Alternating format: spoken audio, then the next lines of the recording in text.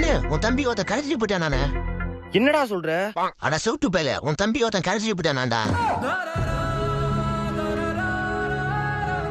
தம்பி என்னடா ஆச்சு?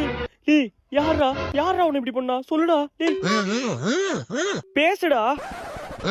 ஐயோ என் தம்பியாட்டு பேச கூட முடியல, என்னாச்சுனே தெரியலையே.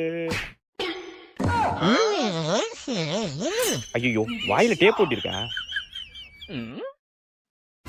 இப்ப சொல்றா தம்பி, யாரா உன்னை இப்படி பண்ணா? தோ அந்த கிழவன் தான். கேளட்டு பயல, நான் யாருன்னு தெரியுமாடா உனக்கு? உனக்கு வார்னிங் தரேன், 3 என்றதுக்குள்ள ஓடிடு. 1 2 3